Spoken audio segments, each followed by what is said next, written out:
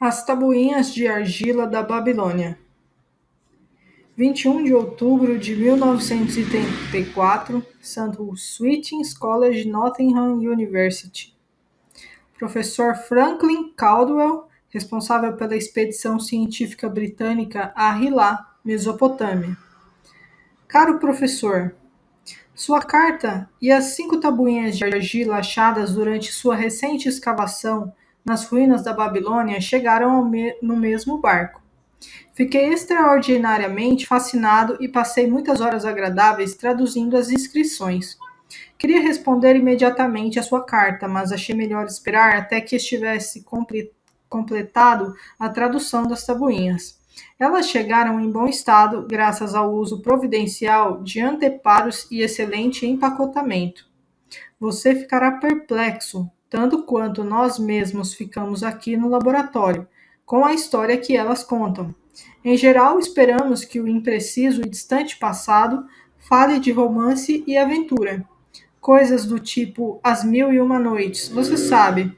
Quando, em vez disso, esse mesmo passado revela os problemas enfrentados por um homem chamado Dabasir para saldar suas dívidas. Percebe-se que as condições que regiam o mundo antigo não mudaram muito nesses 5.000 anos.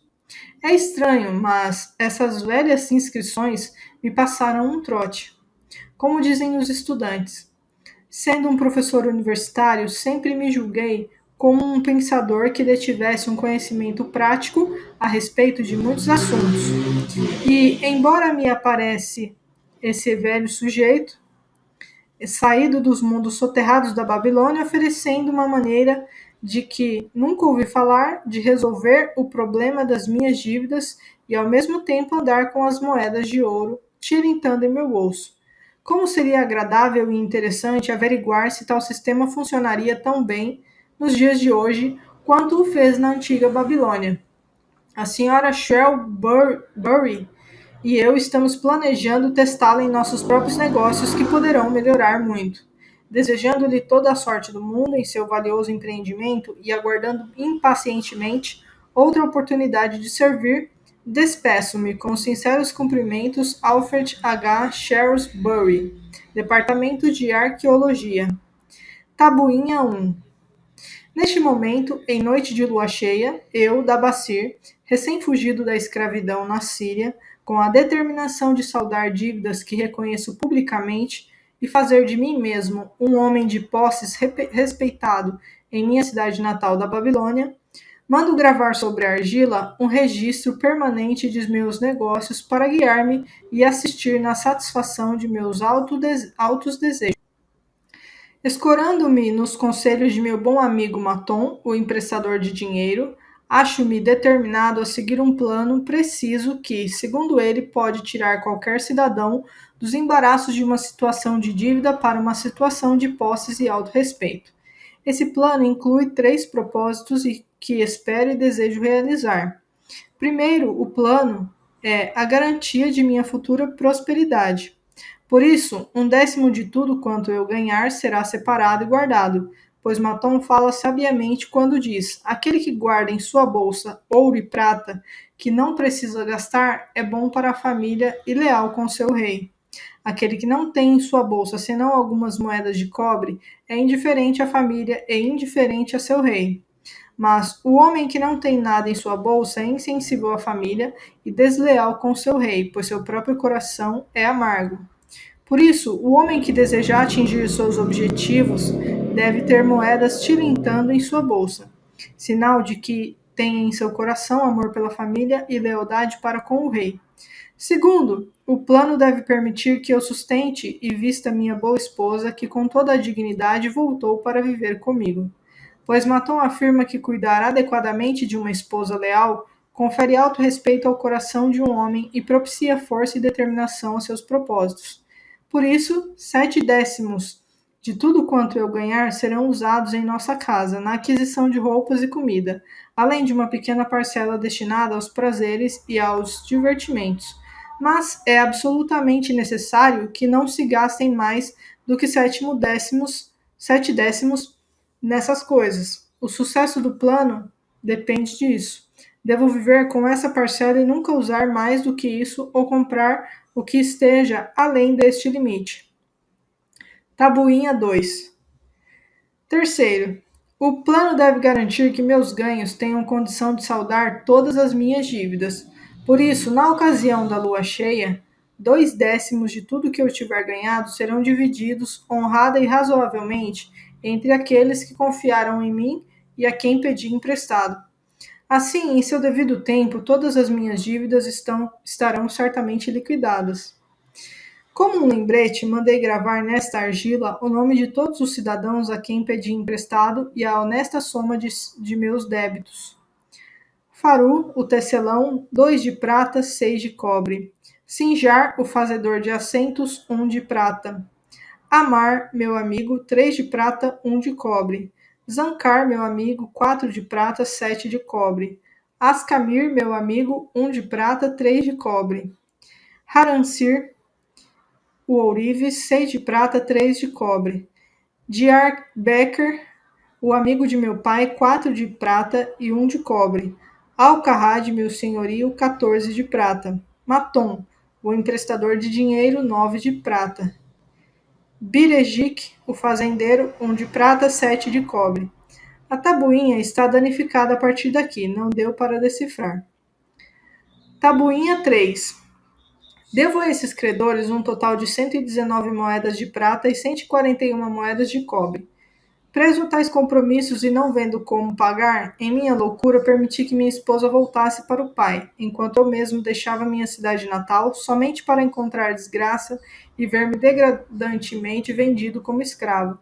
Agora que Maton me mostra como posso saldar minhas dívidas a partir de pequenas somas tiradas de meus próprios ganhos, percebo com clareza a grande extensão de minha loucura ao fugir das consequências provocadas por minhas extravagâncias. Por isso, visitei meus credores e expliquei-lhes que não tinha outros recursos para pagar-lhes, senão minha capacidade para ganhar dinheiro e que eu tencionava destimar 2/10 de tudo que ganhasse para a amortização das dívidas, honesta e periodicamente. Não poderia desembolsar mais do que isso. Se fossem pacientes, com o tempo todas as minhas obrigações estariam integralmente resolvidas. Amar, que eu julgava ser o meu melhor amigo, injuriou-me amargamente e me retirei sentindo-me realmente humilhado. Birejic rogou que eu lhe pagasse primeiro, porque estava precisando de ajuda. Alcarrad, meu senhorio, revelou-se um sujeito desagradável e garantiu que me poria em maus lençóis se eu não resolvesse logo a situação com ele. Os demais tiveram a boa vontade de aceitar minha proposta. Por isso, estava mais determinado como nunca a resolver tudo aquilo, convencido de que é mais fácil acertar as dívidas do que evitá-las. Ainda que não tivesse podido satisfazer integralmente as necessidades e os caprichos de alguns poucos credores, negociei imparcialmente com todos. Tabuinha 4. Outra lua cheia. Trabalhei arduamente com a cabeça em paz. Minha boa esposa tem me apoiado na intenção de pagar a meus credores. Devido à nossa sábia determinação, ganhei durante a última lua, comprando camelos de bom fôlego e boas pernas para Nebatur, a soma de 19 moedas de prata. Dividi-a de acordo com meu plano. Separei 1/10 para guardar, dividi 7/10 com a esposa para o nosso sustento. 2/10, uniformemente divididos em moedas de cobre, foram destinados a meus credores. Não estive com Amar, mas deixei a parte dele com sua esposa. Birejic ficou tão satisfeito que quis beijar a minha mão. Só o velho Alcarrad continuava rabugento e disse que eu devia pagar mais rápido. Repliquei-lhe que eu só teria condições de pagar mais rápido se deixasse de me preocupar com o sustento da casa e de minha esposa. Todos os demais me agradeceram e elogiaram meus esforços. Por isso, ao final de uma lua, meu endividamento foi reduzido a quase 4 moedas de prata. E já tenho quase 2 moedas de prata guardadas que ninguém pode reivindicar. Meu coração se acha mais leve, coisa que há muito não experimentava. De novo, o plelinúrio. Trabalhei duro, mas com pouco sucesso. Vendi apenas alguns camelos. Meus ganhos não foram além de 11 moedas de prata. Entretanto, minha boa esposa e eu continuamos fechados com o plano. Ainda que não tenhamos comprado roupa alguma, limitando-nos, inclusive, a uma alimentação frugal, ainda dessa vez separei para guardar 1/10 das 11 moedas e 7/10 para as despesas. Fiquei surpreso quando Amar louvou meu pagamento, ainda que pequeno. Bigerico comportou-se do mesmo modo. Alcarrad encolerizou-se, mas quando viu que podia ficar sem sua parcela se não a aceitasse, concordou comigo. Os demais, como sempre, não fizeram quaisquer restrições. Mais uma vez, a lua cheia toma conta do céu, e me sinto extremamente feliz. Topei com um magnífico rebanho de camelos e comprei alguns bem saudáveis. Tenho conseguido ganhar 42 moedas de prata. Essa lua, minha esposa e eu compramos sandálias e roupas de que estávamos bem necessitados. Além disso, fizemos boas ceias, acompanhadas inclusive de aves. Paguei aos credores mais de 8 moedas de prata. Dessa vez, nem a Alcarrad protestou. Grande é o plano, pois ele tem nos tirado do endividamento e propiciado a possibilidade de guardar o que nos pertence de direito.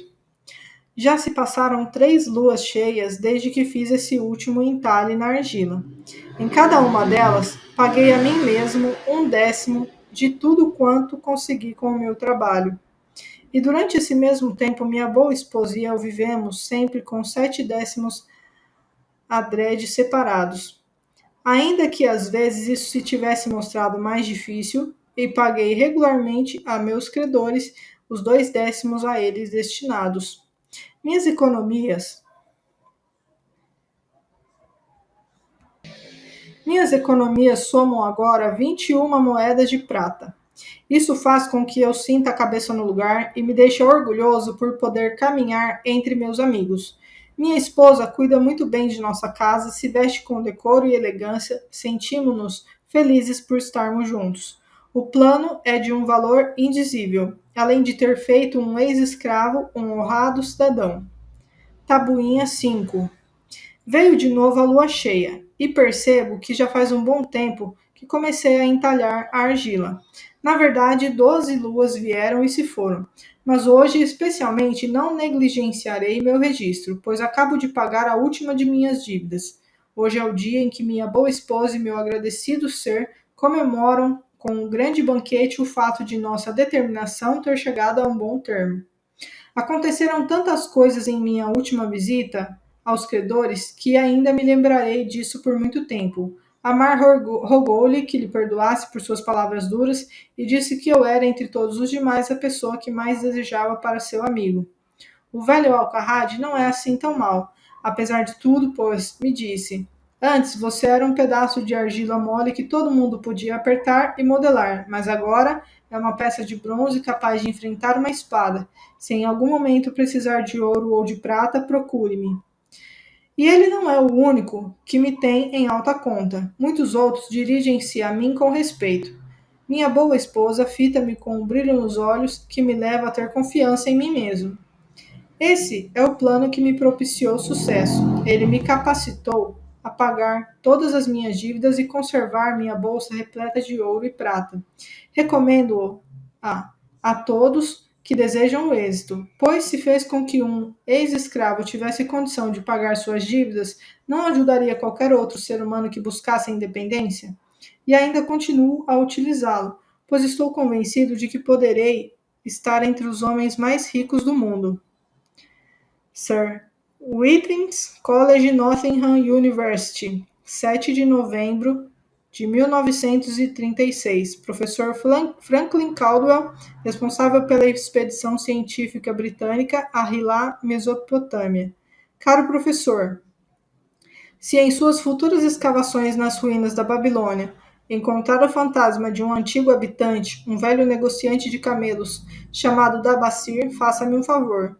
Diga-lhe que o que ele andou gravando nessas tabuinhas de argila há tanto tempo renderam-lhe os votos de gratidão de um casal de professores universitários aqui na Inglaterra.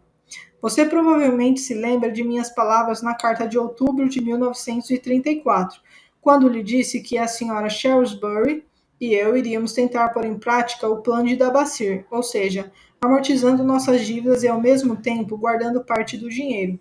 Você já deve ter adivinhado ainda que estivéssemos nos limitado ao círculo de nossos amigos, nossas desesperadoras dificuldades.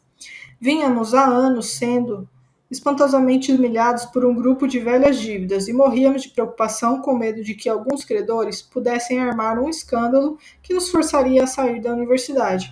Nós pagávamos e pagávamos cada centavo que podíamos espremer de nossa renda, já por si muito aquém do suficiente para as nossas próprias despesas.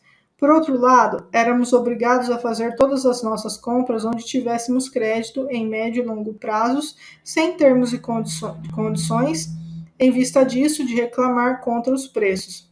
Isso evoluiu para um desses círculos viciosos em que as coisas, em vez de melhorar, pioram. Nossos esforços eram improfícuos.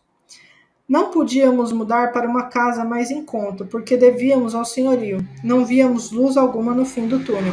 E de repente nos aparece esse seu conhecido, o velho negociante de camelos da Babilônia, com um plano inteiramente ajustado ao nosso caso, convidando-nos jovialmente a seguir o sistema que ele mesmo utilizou em seu próprio tempo. Fizemos uma lista de todos os nossos débitos, saí com ela e mostrei-a a cada um de nossos credores. Expliquei-lhes como era humanamente impossível pagar-lhes do jeito que as coisas iam. Eles mesmos podiam perceber isso de imediato pelas quantias.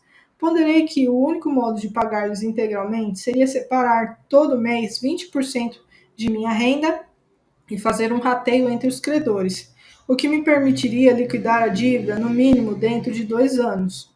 E que nesse meio tempo criaríamos uma espécie de livro-razão e daríamos prioridade a eles em nossas compras. Eles ficaram realmente satisfeitos. Nosso verdureiro, um velhinho esperto como que, interpretou a ideia de uma maneira que ajudou a convencer os demais.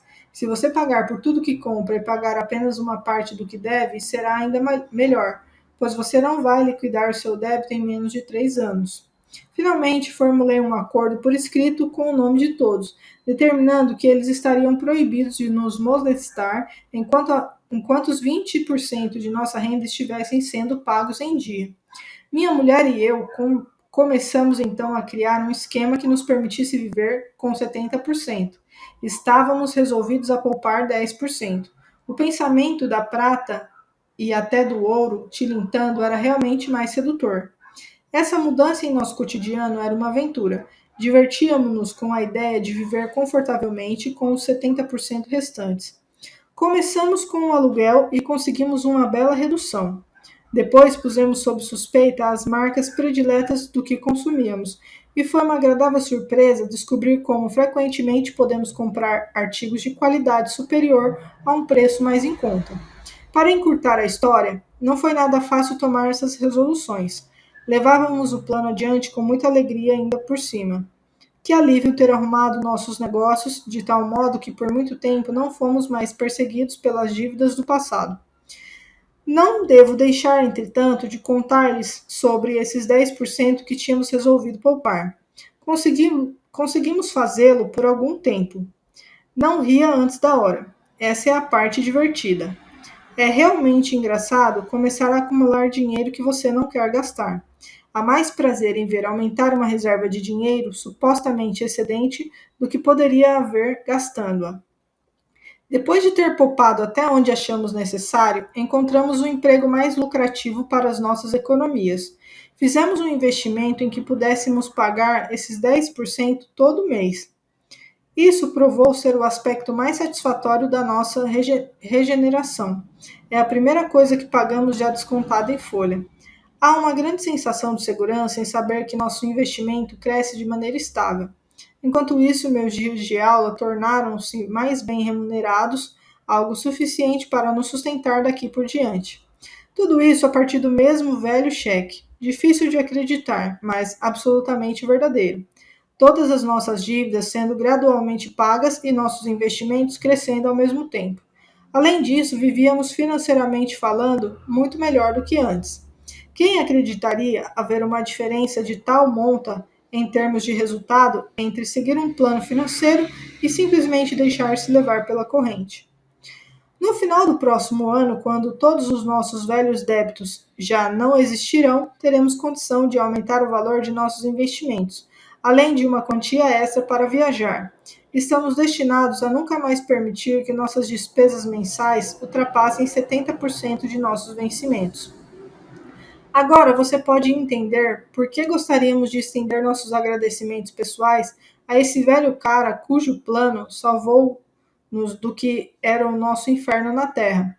Ele sabia, ele passou por tudo isso. Ele queria beneficiar os outros a partir de suas próprias amargas experiências. Foi por isso que levou tediosas horas gravando sua mensagem na argila. Ele tinha uma mensagem verdadeira para companheiros no sofrimento. Uma mensagem tão importante que depois de 5.000 anos ergueu-se das ruínas da Babilônia, não menos verdadeira ou menos vital do que no dia em que foi enterrada. Com os sinceros cumprimentos de Alfred H. Shrewsbury, Departamento de Arqueologia. O homem de mais sorte da Babilônia. À frente de sua caravana vem orgulhosamente montado Shahru-Nada, o mais importante comerciante da Babilônia. Ele gosta de roupas finas e está usando uma túnica elegante e cara.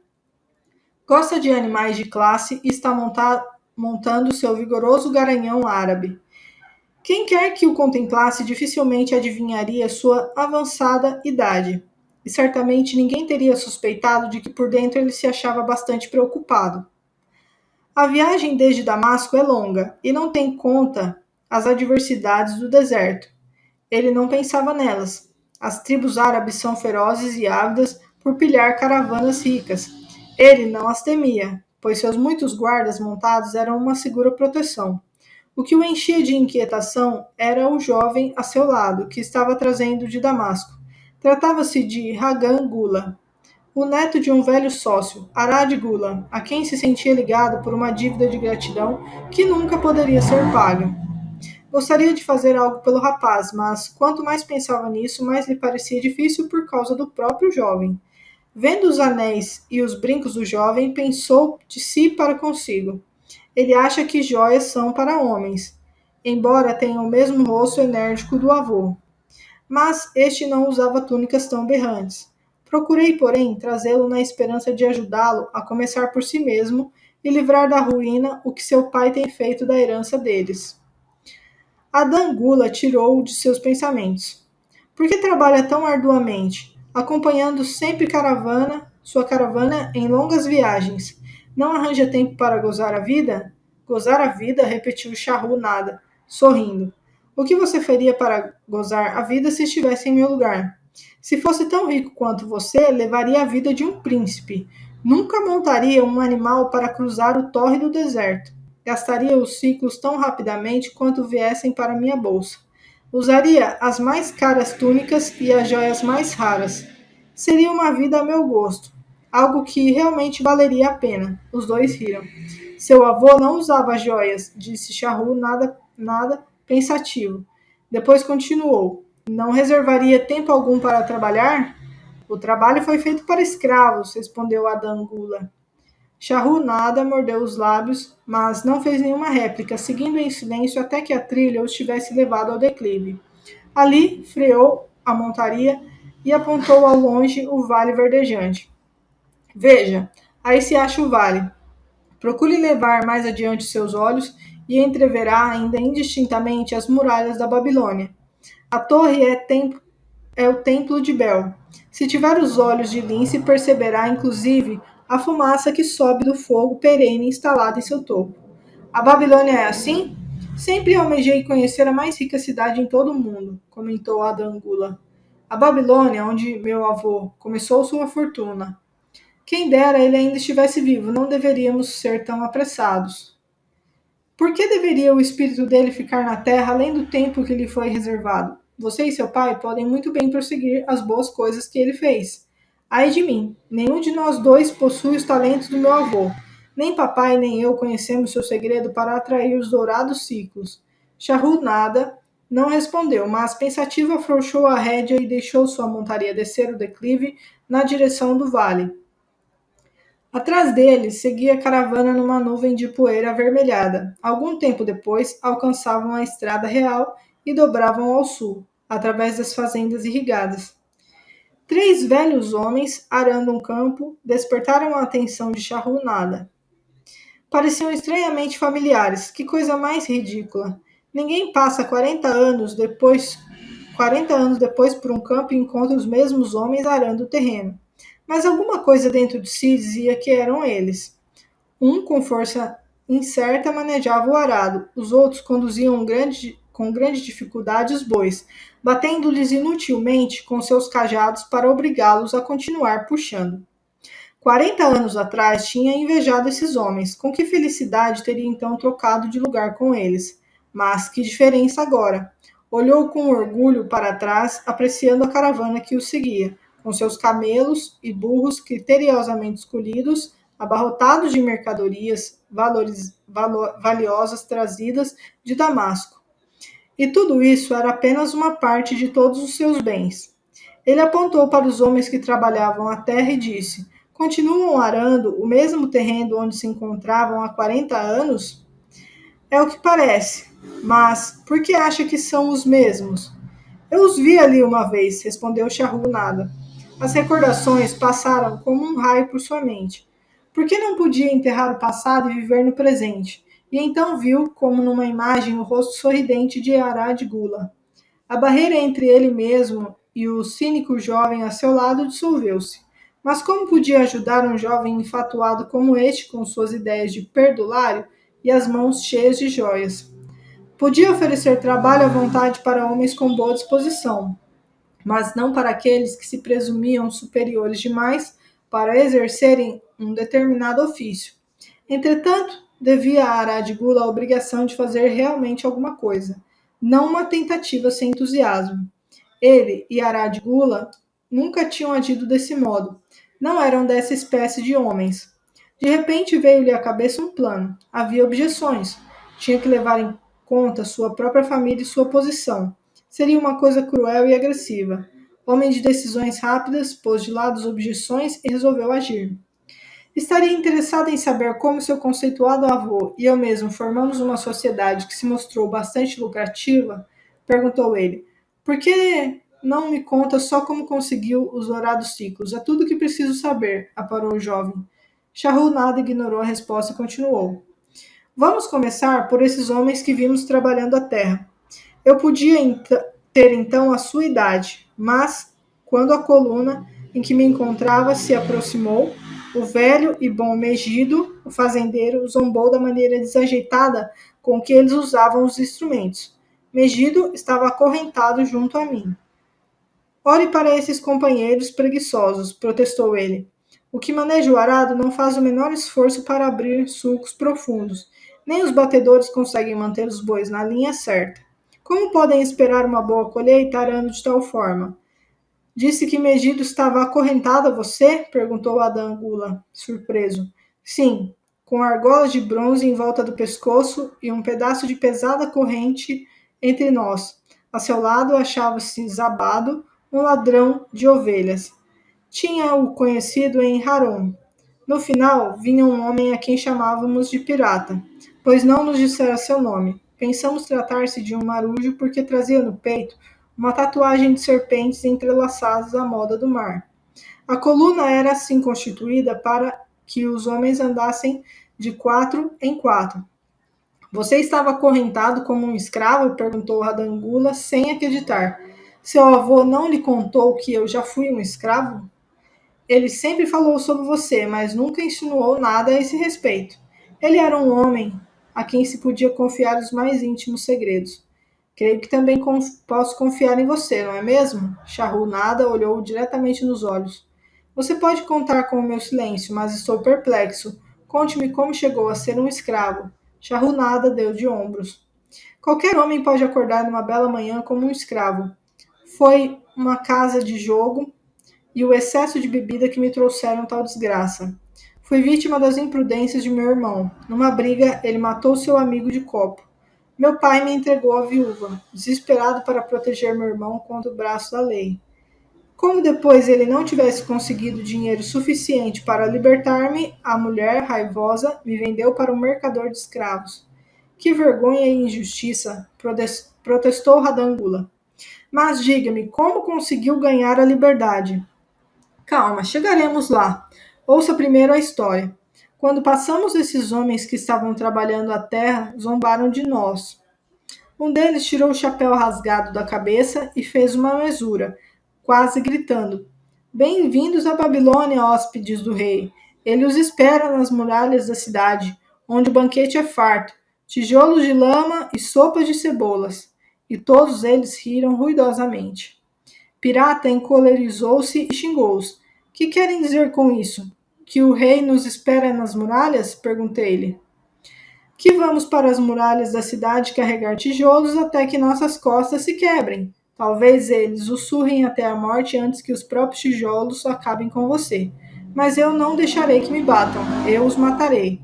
Megido tomou a palavra. Não faz sentido para mim a ideia de amos batendo em escravos diligentes, dispostos ao trabalho até a morte. Os amos gostam de bons escravos e tratam-nos bem. Quem quer trabalhar pesado? Comentou Zabada. Esses homens aí curvados ao arado são sujeitinhos espertos. Não estão quebrando as próprias costas, só fazem de conta que estão dando duro. Você não prospera usando de malandragem, protestou Megido. Se você conseguir lavrar 1 hectare, terá sido um bom dia de trabalho e o amo reconhece isso. Mas se lavrar apenas a metade, isso prova que fez corpo mole no serviço. Eu não faço hora, gosto de trabalhar e gosto de fazer um bom trabalho, pois o trabalho é o melhor amigo que já conheci. Ele me deu todas as boas coisas que já tive: minha fazenda, meu gado leiteiro, minhas colheitas, tudo. Vejam só quem fala e onde estão essas boas coisas agora. Zombou Zabado. Imagino ser muito melhor continuar vivo e arranjar-se sem trabalho. Veja o meu exemplo. Se formos vendidos para perder o couro nas muralhas, serei destinado ao transporte de sacos d'água ou algum outro trabalho fácil, enquanto você, que gosta de pegar no pesado, estará quebrando as costas de tanto carregar tijolos. Como um riso idiota, ficou em silêncio de novo. O terror apoderou-se de mim naquela noite. Não pude conciliar o sono. Aproximei-me da corrente mestra e, quando os outros dormiam, atraí a atenção de Godoso, que era o primeiro a ficar de vigia. Ele era um daqueles bandidos árabes, espécie de tratante que, além de roubar o dinheiro da vítima, não hesita igualmente em cortar-lhe a garganta. Diga-me, Godoso, sussurrei, quando chegarmos à Babilônia, seremos vendidos para trabalhar nas muralhas? Por que quer saber? Perguntou ele cautelosamente. Mas não está vendo logo? Insisti. Sou jovem, quero viver, não quero trabalhar nem ser espancado até a morte nas muralhas. Tem alguma chance de encontrar um bom amo? Ele sussurrou de volta. Vou lhe contar uma coisa. Você é um bom camarada, não perturba Godoso. Estive muitas vezes no mercado de escravos. Agora ouça. Quando os compradores aparecerem, diga-lhes que é um bom trabalhador e que gosta de trabalhar muito para um bom amo. Faça com que eles queiram comprá-lo. Do contrário, já no outro dia estará carregando tijolos, dando um duro dos diabos. Depois que, depois que ele disse isso, se afastou. Deitei-me na areia quente, olhando as estrelas e pensando em trabalho. Megido temara que este era o seu melhor amigo. Muito me surpreenderia se eu também viesse a ter a mesma opinião. Certamente teria, se o trabalho me livrasse de tudo aquilo. Quando Megido acordou, contei-lhe baixinho minhas boas novas. Era nosso único raio de esperança quando nos pusemos em marcha para a Babilônia. No final da tarde, aproximamo-nos das muralhas e pudemos ver as fileiras de homens, como formigas negras, subindo e descendo ladeiras íngremes. De mais perto ainda, ficamos impressionados com os milhares de homens trabalhando. Alguns estavam cavando no fosso, outros confundiam-se com a sujeira dos tijolos de lama. O maior número carregava os tijolos em imensos cestos através das trilhas escarpadas até os pedreiros. Inspetores praguejavam contra os retardatários e desciam o chicote de couro de boi nas costas daqueles que não conseguiam ficar em linha. Víamos os pobres companheiros vacilarem esgotados e caírem sob o peso de seus cestos, incapazes de tornarem a levantar-se. Se a chicotada alcançava-lhes os pés, eles eram arrastados para o lado dos caminhos e deixados ali, contorcendo-se de dor. Logo seriam dragados para baixo, a fim de juntar-se a outros corpos jogados ao lado da estrada, esperando uma sepultura ímpia. Quando vi o pavoroso espetáculo, tremidos da cabeça aos pés. Então era isso que esperava o filho de meu pai, se não fosse vendido no mercado? Godoso tinha falado com razão. Fomos conduzidos através dos portões da cidade até a prisão dos escravos e na manhã seguinte levados para a praça de mercado. Ali, o resto dos homens achava-se petrificado de medo, e só o chicote de nosso guarda pôde convencê-los a adiantar-se para serem examinados pelos compradores. Megido e eu mesmo falávamos avidamente com qualquer homem a quem se nos permitia dirigirmos-nos. O negociante de escravos, homem a quem se nos permitia dirigirmos-nos, chamou os soldados da guarda real, que algemaram pirata e brutalmente o açoitaram quando ele protestou. Assim que o carregaram dali, senti uma grande pena dele. Megido percebeu que logo seríamos separados. Quando nenhum comprador se achava por perto, ele me falava com veemência para deixar marcado em minha mente como o trabalho seria valioso para mim no futuro. Alguns homens o odeiam, fazem dele um inimigo. É melhor tratá-lo como um amigo, aprender a gostar dele. Não se preocupe com que seja árduo. Se pensar nisso como uma casa que você constrói, então quem se importa que as vigas sejam pesadas ou que se ache distante o lugar aonde tem de apanhar água para o estuque? Prometa-me, rapaz, que se tiver um amo, vai trabalhar para ele o mais arduamente que puder. Se ele não apreciar tudo quanto você faz, não se preocupe. Lembre-se, o trabalho bem feito traz satisfação a quem quer que o tenha realizado e o torna homem melhor. Ele se calou quando um fazendeiro troncudo aproximou-se do cercado e nos olhou como quem examina uma mercadoria. Megido interrogou-o sobre sua fazenda e colheitas, logo convencendo o homem de que seria de grande utilidade para ele.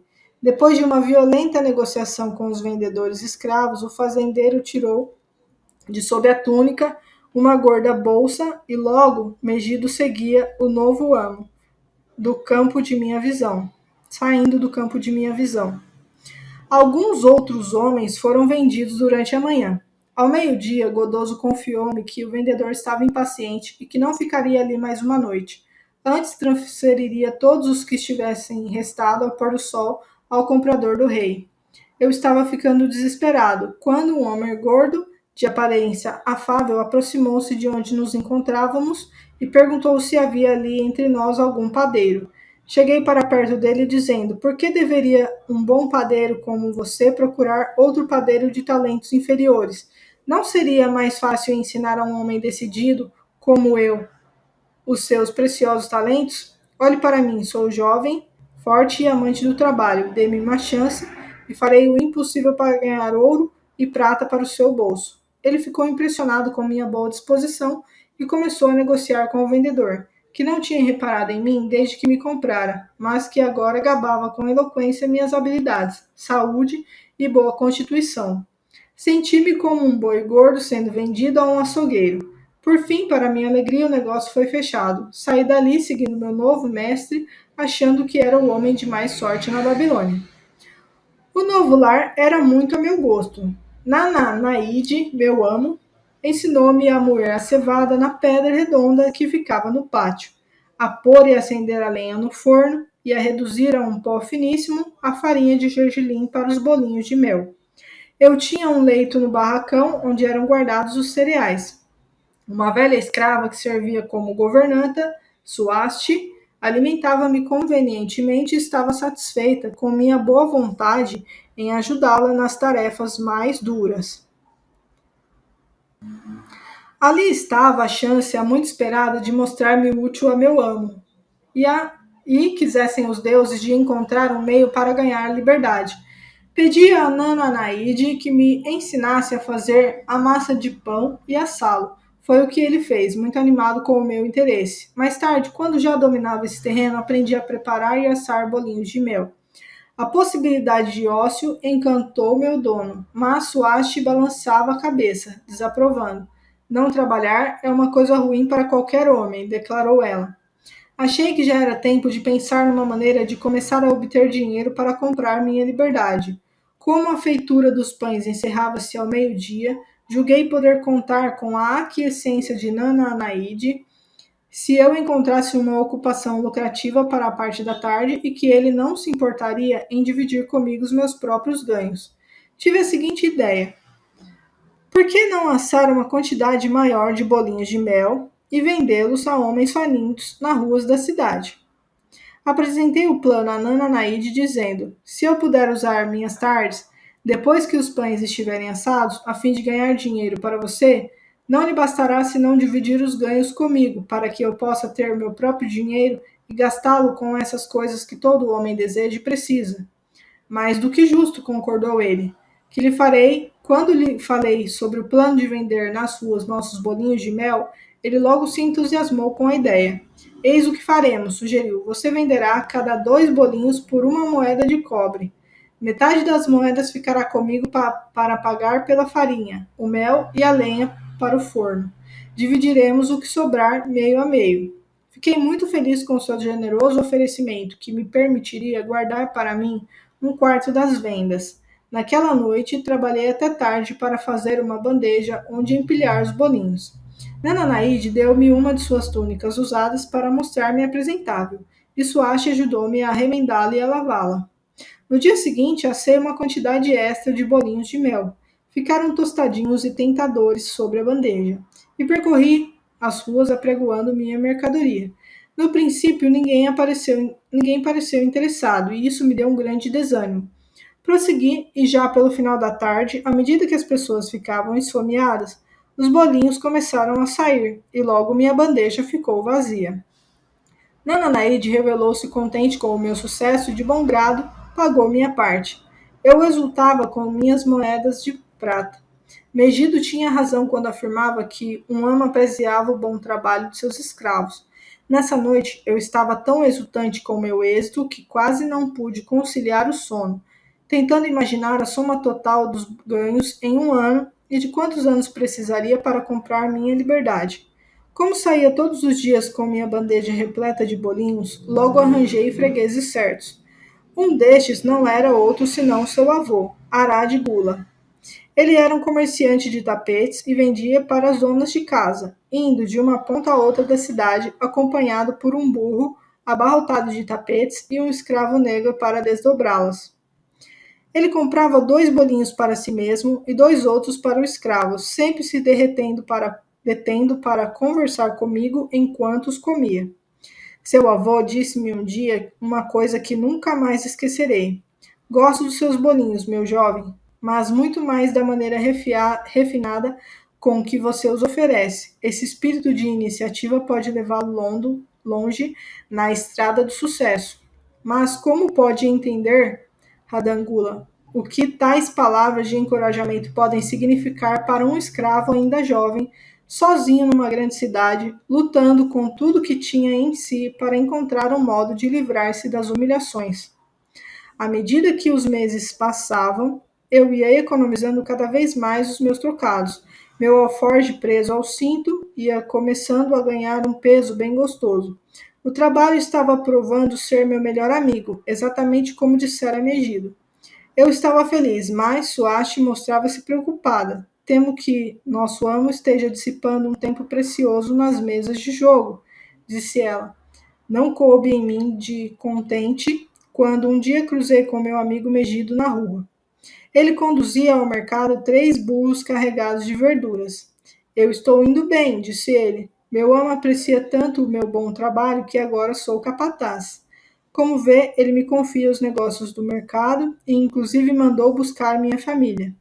O trabalho está me ajudando a recuperar-me dos meus grandes problemas. Algum dia me ajudará a comprar minha liberdade e ter de volta minha fazenda. O tempo foi passando e Nananaide tornou-se cada vez mais ansioso pelo meu retorno após a venda dos bolinhos. Ele ficava me esperando avidamente contava e dividia nosso dinheiro. Chegou a instar comigo para que visitasse praças mais distantes e aumentasse as vendas. Frequentemente, eu ia além dos portões da cidade para atender os inspetores de escravos que construíam as muralhas. Eu odiava aquelas desagradáveis visões, mas achei entre os inspetores fregueses liberais. Um dia fiquei surpreso ao ver Zabado esperando numa fila para encher o cesto com tijolos. Ele estava pálido e alquebrado, as costas cobertas de chagas e lenhaduras devido ao chicote dos inspetores. Tive pena dele e estendi-lhe um bolinho que ele devorou imediatamente como um animal faminto.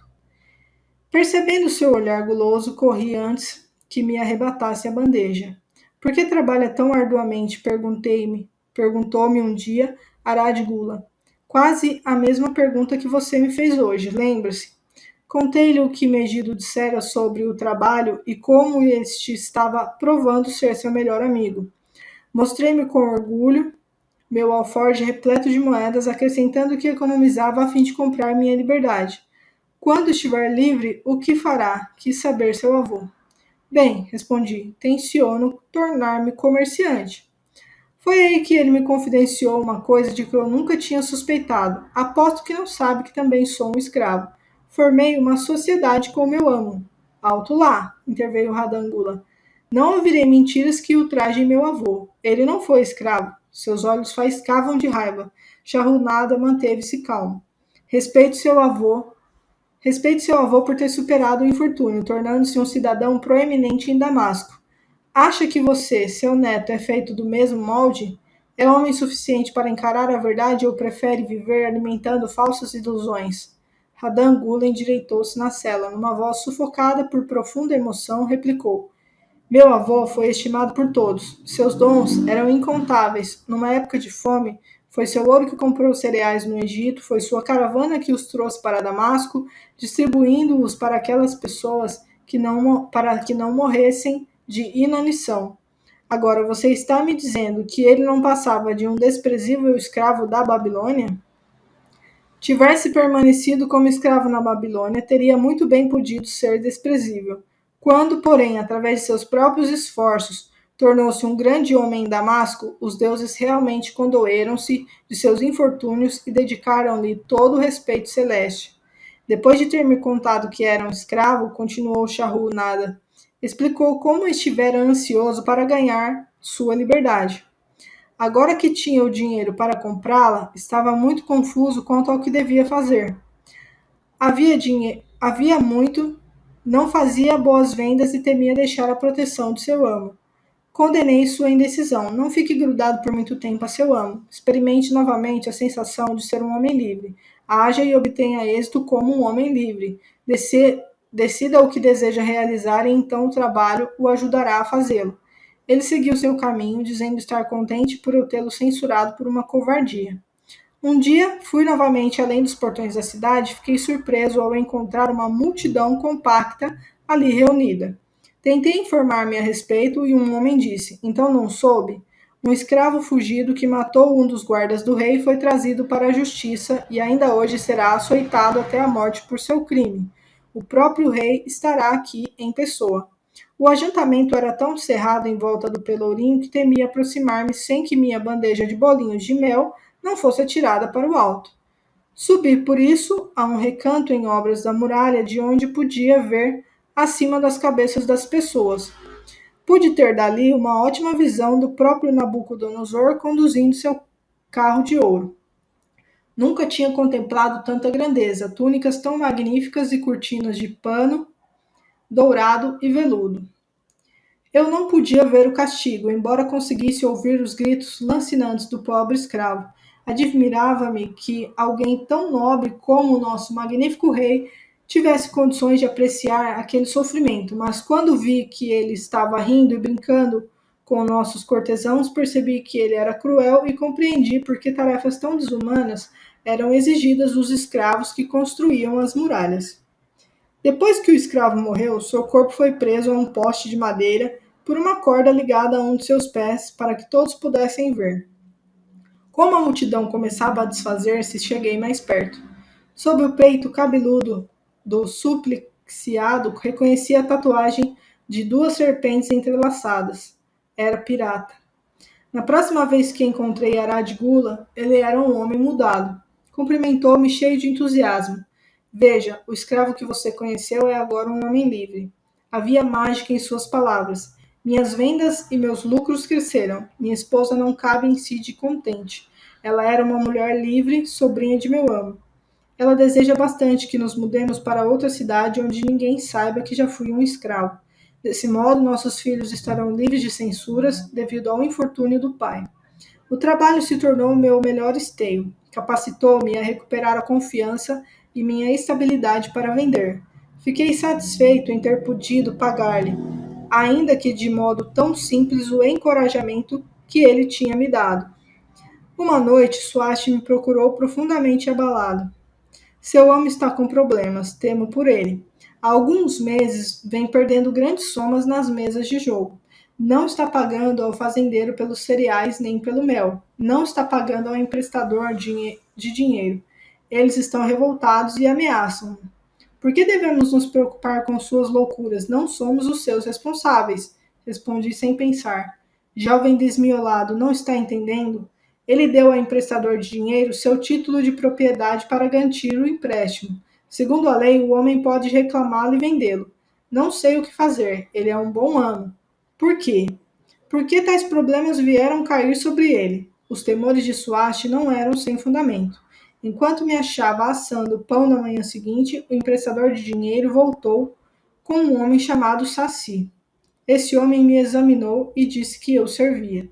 O emprestador de dinheiro não quis mais esperar o retorno do meu amo, mas incumbiu Swati de dizer-lhe que tinha me levado. Sem levar comigo senão a túnica que estava vestindo e o meu alforje com as moedas de cobre preso ao cinto, apressaram-me a deixar o local, os pães ainda assando no forno. Fora arrancado as minhas mais queridas esperanças como um furacão desenraiza a árvore da floresta, atirando-a ao mar encapelado. Novamente, uma casa de jogo e bebidas alcoólicas causavam a minha desgraça. Saci era um homem rude e grosseiro. Quando cruzava comigo a cidade, falei-lhe sobre os bons serviços que tinha prestado a Nana Naide e disse-lhe que ele poderia esperar o mesmo tratamento. Sua resposta foi totalmente desencorajadora. Não gosto deste trabalho. Meu amo não gosta dele. O rei determinou que ele me destinasse à construção de uma seção do grande canal. O homem me pediu que comprasse mais escravos, trabalhasse arduamente e acabasse rápido com a obra. Ora, como pode algum homem acabar rapidamente uma obra como aquela? Imagine um deserto sem árvore alguma, apenas alguns pequenos arbustos e um sol queimando com tal fúria que a água em nossos barris já não prestava de tão quente para matar nossa sede. Imagine agora filas de homens descendo aos profundos buracos escavados e dali trazendo pesados cestos de areia fofa através dos caminhos poeirentos da manhã até a noite. Imagine a comida servida em gamelas onde todos comiam juntos como porcos. Não tínhamos tenda nem palha para as camas. Foi essa a situação em que me achei. Enterrei meu alforje num lugar marcado, meio descrente de que no futuro viesse a desencavá-lo. Nos primeiros tempos trabalhei com boa vontade, mas à medida que os meses se arrastavam, senti meu ânimo fraquejar. Então a febre tomou conta de meu corpo exausto. Perdi o apetite e mal podia levar à boca pedaços de carneiro e verduras. A noite via-me completamente vencido pela insônia. Em minha desgraça, perguntava-me se o plano de desabado não era mesmo o melhor, fazer corpo mole para não condenar o próprio corpo ao esmorecimento. Depois lembrei-me da última visão que tive dele e convenci-me de que o velho camarada estava errado. Meus pensamentos voltaram-se para a pirata e toda aquela amargura e me perguntei se também podia ser justo brigar e matar. A recordação de seu corpo ensanguentado me mostrou que seu plano não tinha a menor serventia. Lembrei-me então da última vez em que vi Megido. Suas mãos mostravam calos imensos devido ao trabalho árduo, mas seu coração era leve e havia contentamento em seu rosto. Seu plano era o melhor. Mas eu tinha tanta disposição para o trabalho quanto Megido. Ele podia não ter trabalhado tão duro quanto eu, porque o meu trabalho não me trouxe felicidade e sucesso. Era o trabalho que trazia felicidade a Megido, e isso acontecia devido à intervenção dos deuses? Estaria escrito que eu devia trabalhar a vida inteira sem a satisfação de meus desejos, sem felicidade ou sucesso? Todas essas questões misturavam-se em minha cabeça, e eu não encontrava uma resposta sequer. Realmente eu me achava lamentavelmente confuso. Vários dias depois, quando já parecia que me encontrava no limite de minha resistência, ainda sem atinar com qualquer solução, Saci me procurou. Um mensageiro veio em nome de meu mestre buscar-me para me levar de volta à Babilônia. Desenterrei meu precioso alforje, enrolei-me nos restos andrajosos de minha túnica e segui caminho, montado atrás do mensageiro. À medida que progredíamos, os mesmos pensamentos de um furacão, atirando-me de um lado para o outro, assaltaram meu cérebro nervoso. Eu parecia estar vivendo as misteriosas palavras de uma canção de Arion, minha cidade natal, atacando um homem como um redemoinho, conduzindo-o como uma tempestade, cujo curso ninguém pode seguir, cujo destino ninguém pode prever. Estava destinado a ser sempre punido em razão de algo que desconhecia? Que novas desgraças e decepções me aguardavam? Quando entramos no pátio da casa de meu mestre, imagine minha surpresa quando vi Aradigula me esperando. Ele me ajudou a apiar e me abraçou como a um irmão há muito desaparecido.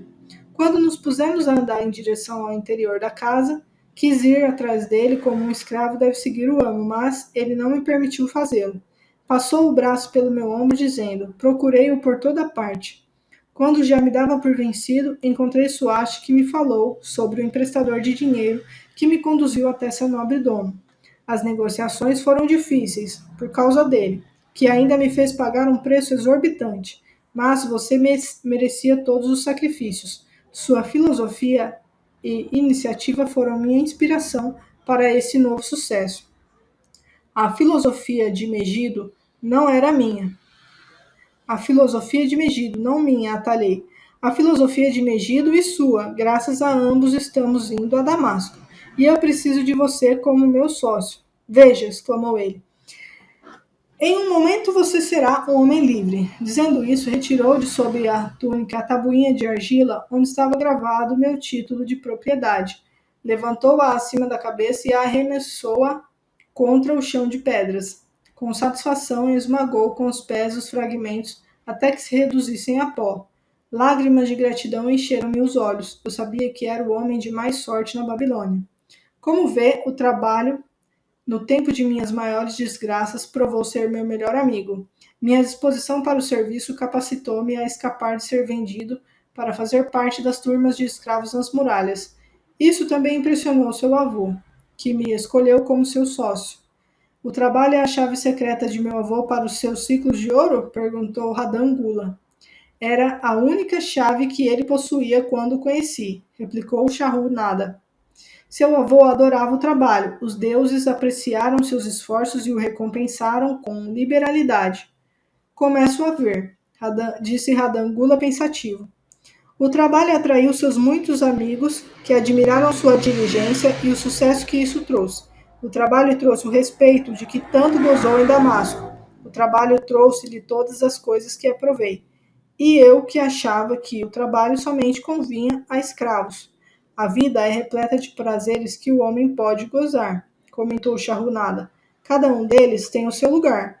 Fico contente com que o trabalho não esteja restrito a escravos. Fosse assim, eu me veria privado de meu maior prazer. Não há nada que me dê uma soma maior de satisfação do que o trabalho. Charrunada e Radangula seguiram cobertos pelas sombras das muralhas, torreadas até os maciços portões de bronze da Babilônia. À aproximação deles, os guardas ali postados tiveram a atenção despertada e respeitosamente saudaram um honrado cidadão. Com a cabeça erguida, Charrunada passou com sua grande caravana pelos portões e subiu as ruas da cidade. Sempre aspirei a tornar-me um homem como meu avô, confidenciou-lhe Radangula. Nunca tinha percebido o tipo de homem que ele foi. Você me mostrou isso. Agora que compreendo, admiro-o ainda mais e sinto-me muito mais determinado a ser como ele. Temo que nunca lhe poderei pagar por ter me dado a verdadeira chave do sucesso dele. Daqui por diante, usarei essa chave. Quero começar de maneira humilde como ele, que convém à minha verdadeira posição muito mais do que joias e roupas finas. Assim dizendo, Radangula arrancou as bugigangas que lhe pendiam das orelhas e os anéis que lhe enfeitavam os dedos da mão. Freando o cavalo, foi ficando um pouco para trás até que voltou a seguir em frente, cheio de respeito, mas atrás do líder da caravana. Um esboço histórico da Babilônia. Nas páginas de história não existem cidades mais glamourosas do que a Babilônia. Seu próprio nome evoca visões de riqueza e esplendor. Seus tesouros de ouro e joias eram fabulosos. Alguém logo imaginaria que uma cidade próspera como essa só poderia estar situada numa pujante região tropical, cercada por ricos recursos naturais como florestas e minas, pois não era o caso. Ela estava localizada junto ao rio Eufrates, num extenso e árido vale. Não tinha florestas nem minas, e muito menos pedras para construção. Não se achava sequer próximo a uma daquelas estradas comerciais da época. Como se não bastasse, a chuva era minguada para o cultivo de grãos. A Babilônia é um impressionante exemplo da capacidade do homem para alcançar grandes objetivos, utilizando o que quer que estivesse à disposição. Todos os recursos que sustentavam essa grande cidade foram desenvolvidos pelo homem. Todas as suas riquezas foram por ele produzidas. A Babilônia possuía apenas dois recursos naturais: um solo fértil e a água do rio. Numa das maiores realizações de todos os tempos, os engenheiros da Babilônia desviaram as águas do rio por meio de represas e imensos canais de irrigação, cruzando grandes distâncias através do vale árido. Esses canais despejavam suas águas revigorantes sobre o solo fértil. Isso se coloca entre as primeiras façanhas da engenharia conhecidas na história. Abundantes colheitas foram a recompensa para esse sistema de irrigação que o mundo nunca tinha visto antes. Felizmente, durante sua longa existência, a Babilônia foi governada por sucessivas linhagens de reis para quem conquistar e pilhar não passavam de situações episódicas. Embora se tivesse empenhado em muitas guerras, a maioria era de natureza local e, na maior parte das vezes, buscavam conter a investida de ambiciosos conquistadores de outras regiões que cobiçavam seus fabulosos tesouros. Os magníficos governantes da Babilônia ganharam um lugar na história por causa de sua sabedoria, espírito de iniciativa e justiça. A Babilônia não produziu monarcas pomposos que ansiassem por conquistar um mundo desconhecido para que todas as nações pudessem homenagear seu egotismo. Como cidade, a Babilônia não existe mais. Quando essas estimulantes forças humanas que a construíram e mantiveram por milhares de anos se dissiparam, ela logo se tornou uma ruína desabitada. Sua localização fica na Ásia, a cerca de 600 milhas a leste do Canal de Suez, bem ao norte do Golfo Pérsico. Sua latitude é mais ou menos 30 graus acima do Equador, praticamente a mesma de Yuma, no Arizona. O clima é parecido com o dessa cidade americana, quente e seco. Hoje, o Vale do Eufrates, antes uma populosa região de próspera agricultura, não passa de um deserto árido batido pelo vento. Uma vegetação rala de arbustos luta para sobreviver contra as tempestades de areia. Lá se foram os campos férteis, as gigantescas cidades e as grandes caravanas de ricas mercadorias. Bandos nômades de árabes levando uma vida difícil com seus pequenos rebanhos são seus únicos habitantes. Tem sido assim desde o começo da era cristã. Colinas de terra semeiam o vale. Durante séculos, os viajantes acostumaram-se a considerá-las deste modo. A atenção dos arqueólogos foi finalmente despertada devido a pedaços de cerâmica e de tijolos que começaram a aparecer depois de ocasionais aguaceiros. Expedições financiadas por museus americanos e europeus foram enviadas ao local para fazer escavações e ver o que podia ser achado. Paz e picaretas logo provaram que essas colinas eram antigas cidades. Cidades sepultadas. Não haveria talvez a melhor expressão para elas. A Babilônia era um desses achados. Durante algo em torno de 20 séculos, os ventos espalharam sobre ela a poeira do deserto. Construídas originalmente de tijolos, suas muralhas muito expostas tinham se desintegrado, caindo mais uma vez por terra. Assim é a Babilônia, a faustosa cidade em nossos dias, um amontoado de sujeira por tanto tempo abandonado que nenhuma pessoa viva chegou sequer a saber seu nome, até que foi descoberta através da cuidadosa remoção dos restos seculares de ruas e dos escombros de seus nobres templos e palácios. Muitos cientistas consideram a civilização babilônica e a de outras cidades no vale como as mais antigas entre aquelas que possuem um registro definido. Datas positivas assinalam um recuo de 8.000 anos. Um fato interessante nessa conexão é o meio usado para determinar essas datas. Soterradas nas ruínas da Babilônia, encontraram-se descrições de um eclipse do Sol. Astrônomos modernos calcularam prontamente a época em que tal eclipse visível na Babilônia ocorreu. Então, estabeleceram uma conhecida relação entre o calendário deles e o nosso. Conseguimos, portanto, provar que, há 8.000 anos, os sumerianos que habitaram a Babilônia viveram em cidades muradas. Mas só podemos conjecturar sobre quantos séculos antes essas cidades existiram. Seus habitantes não eram meros bárbaros vivendo dentro de suas muralhas protetoras. Eram um povo culto e educado, até onde pelo menos a história escrita pode chegar. Eles foram os primeiros engenheiros, os primeiros astrônomos, os primeiros matemáticos, os primeiros financistas e o primeiro povo a ter uma linguagem escrita. Já fizemos menção aos sistemas de irrigação que transformaram o Vale Árido num paraíso agrícola. O que restou desses canais pode ainda ser acompanhado, embora quase todos estejam completamente cobertos por areia acumulada. Alguns eram tão grandes que, quando sem água, uma dúzia de cavalos poderia correr lado a lado sobre seu leito. Em tamanho, não ficam nada a dever aos maiores canais do Colorado e de Utah.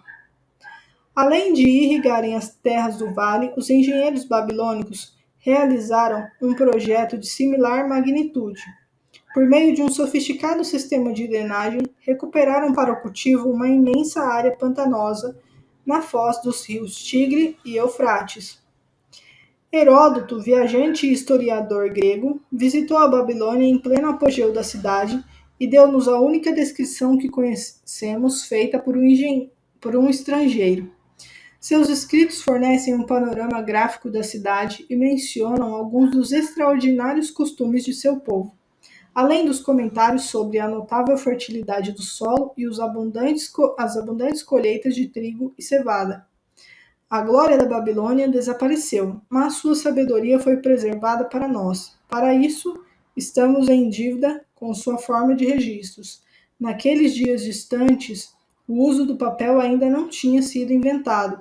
Em seu lugar, os babilônios gravavam laboriosamente seus escritos sobre tabuinhas de argila úmida. Em seguida, eram cozidas e tornavam-se uma telha dura. Mediam em geral cerca de 6 por 8 e 1 polegada de espessura.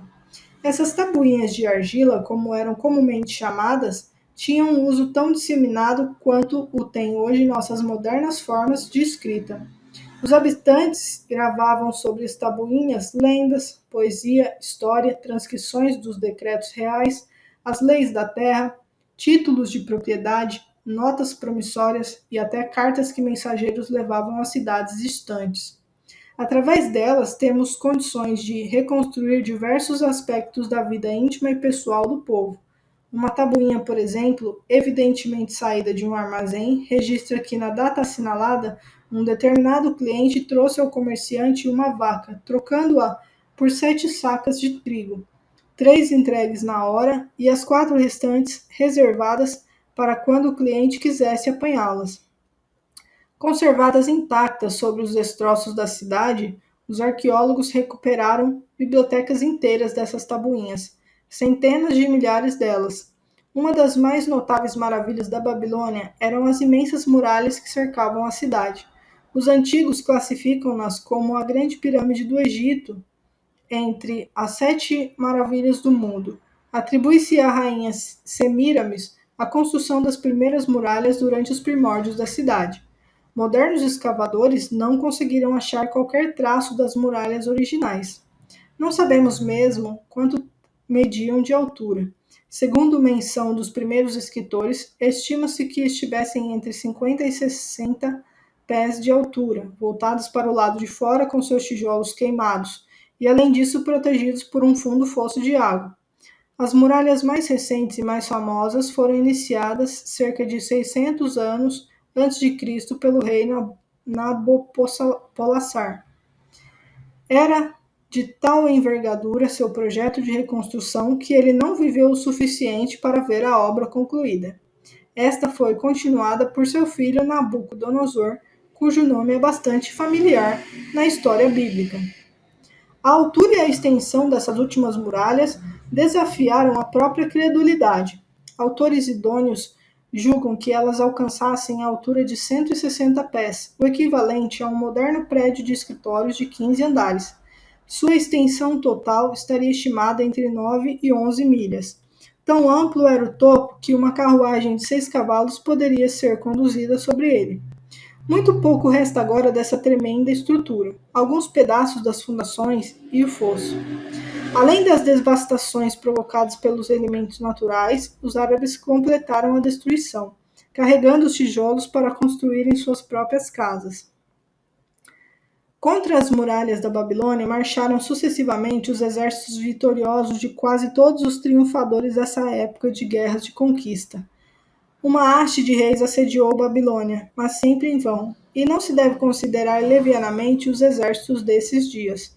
Historiadores referem que tais unidades contavam com 10 mil cavaleiros, 25 mil carros de guerra, 1.200 regimentos de soldados a pé, cada regimento reunindo 1.000 homens. Compreende-se que, se precisasse de 2 ou 3 anos de preparação para organizar os materiais de guerra e conseguir provisões suficientes para os propósitos das expedições.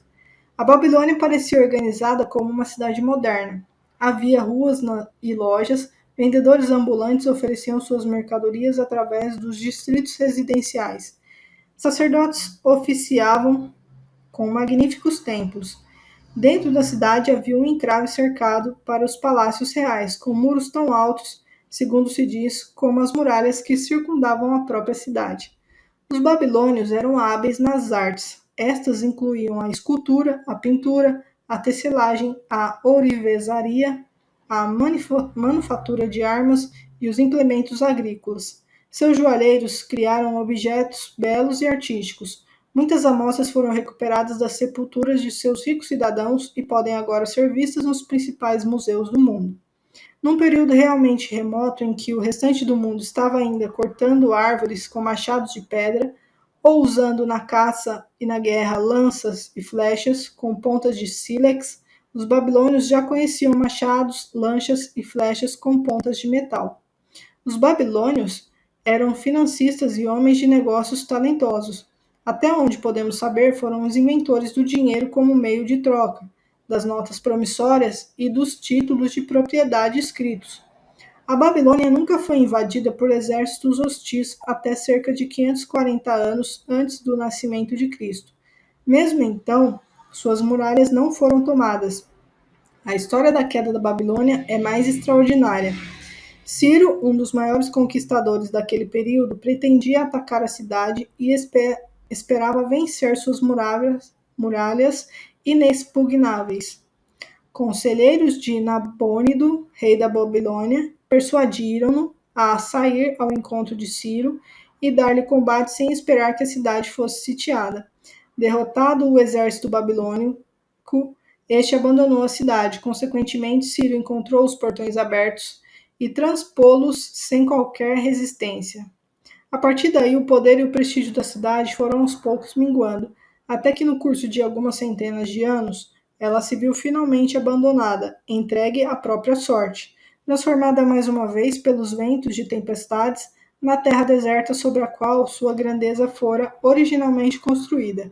A Babilônia caiu, nunca mais se ergueu, mas nossa civilização tem grandes dívidas com ela. Os leões do tempo cobriram de areia os altivos muros de seus templos, mas a sabedoria da Babilônia permanece.